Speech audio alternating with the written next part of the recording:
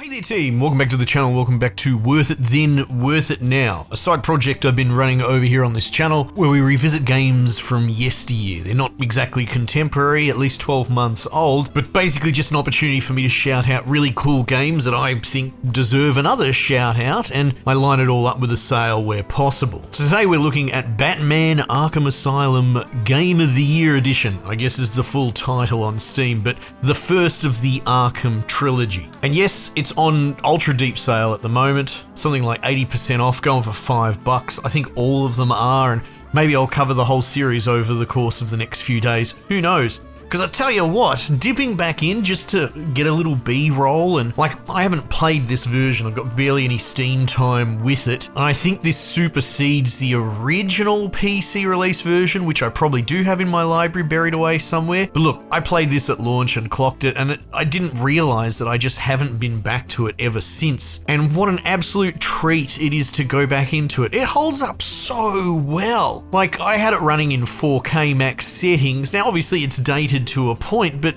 it's held pace with all the effects and the gloom and the world, and just the art direction always wins out. And I say this all the time over hyper realism, but even all the texture details, they give you a zoom button because they knew exactly what they were doing. Looking at the bloody prisoner uniforms and all that, boring things to look at, but I was just so impressed for a game that's so ancient. Apparently Steam says 2010, but giving it a quick Google just now, it looks like 09 was when the original release came out, but let's call it 15 years. It holds its own absolutely still today, and the gameplay is just as fun. The world building, it's so good. So look, if for some reason you slept on it, maybe you're younger, you missed it, or I know how it can be when a series gets away from you. I've only just started playing the Yakuza games in recent years because it's overwhelming when you never got in on the ground floor. So maybe you never played any of these in the first place, and all you've really heard about are things like Suicide Squad. Ugh. I'm telling you now, pick this up on the cheap, go back, even not just for nostalgia's sake, it's worth revisiting as a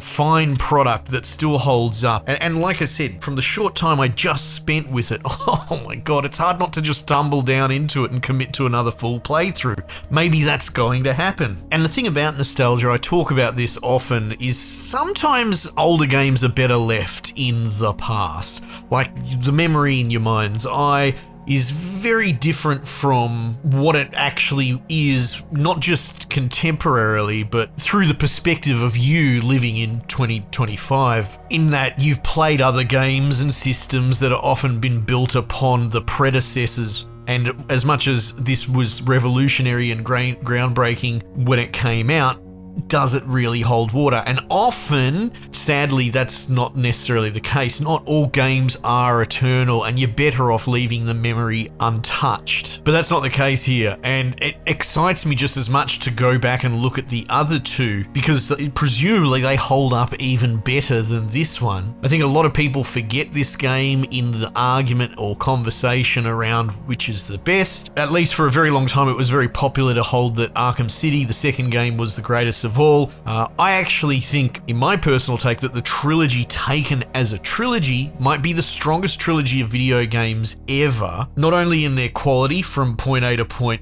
well, C, I suppose, 1 through to 3, but their ability to build and build and build upon it, not just the graphical fidelity in the worlds. And Arkham Knight still to this day looks so beautiful, but it did have a shaky launch. I was there for that. I remember it, and I know a lot of people hold that against it still. But just as far as a contiguous, solid, holds through the ages 1, 2, 3. You could sit down and do them in a bender in a row. Mass Effect comes close, just for the sheer footprint that it put on the gaming industry, but I know the third game left a lot of a bad taste in everyone's mouth, and you could argue whether or not you like the first game's mechanics, the second and third went in a different direction. They kind of changed the core loop, which never really happened with the Arkham games. It's always been true to that beat 'em up Batman style. Anyway, look, I'll break it down just really basically. If somehow this gets to you and you do sit in that very strange Swiss cheese hole alignment of, maybe you're too young, you slept on it, you missed it, you sat on the sidelines, and yet here I am getting you interested. What the Batman games ultimately are a third-person action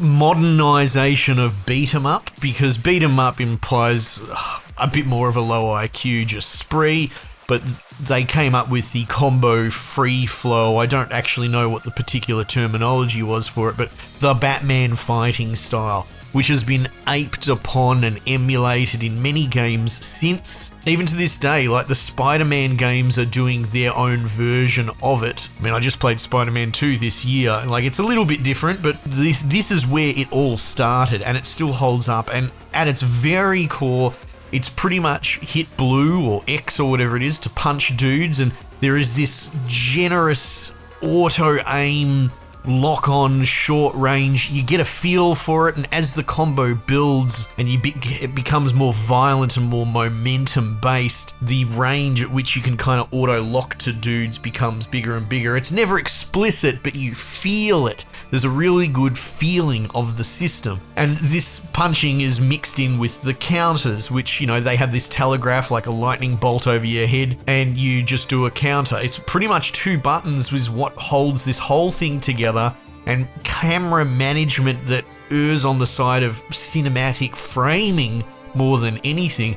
There's other stuff that comes along as you go along. You build a combo meter and you can do executions, but the core of what makes it work in all 3 games and still holds water and has informed so much gameplay design since is, X to punch, and it feels really good and solid, and Y to counter. But man, all the quirks coming back to it as well, like the big finisher finale goes into slow-mo and you'll hit a dude and he'll hold his head and flog around, and then, for a couple of seconds, and then go into like a rag doll where they pass out. It sounds horrible and cruel and brutal, but it's fucking hilarious, some of the ragdoll physics. Like, it's not quite launched out of the arena through the roof 16 floors up ragdoll wildness, but it's enough. It's enough that these dudes flog around and get belted around, and you get some seriously good slow-mos where it just so happens that you kick someone so hard in the dick that they flog around and then they pass out, and it does not get old.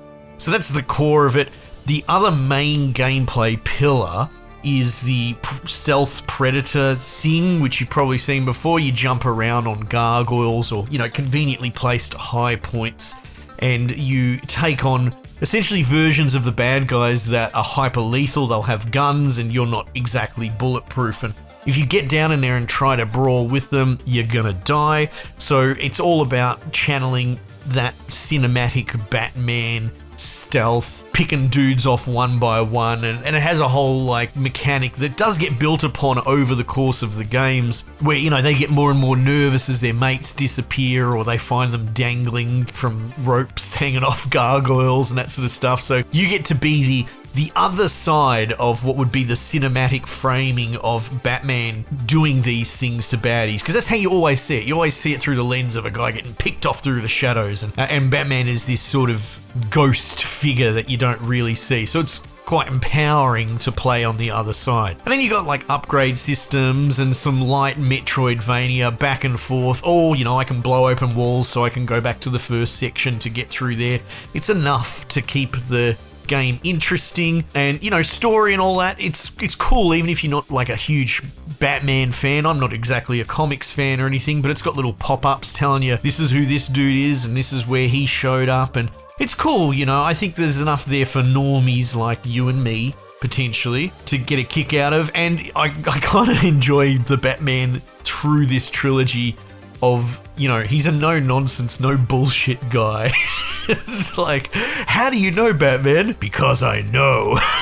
Like, okay, right, well, you can't really argue with that. He has these very definitive, declarative statements that no one really argues with him, and he's never really wrong, and it's a bit wild and a bit silly, and I kind of love it.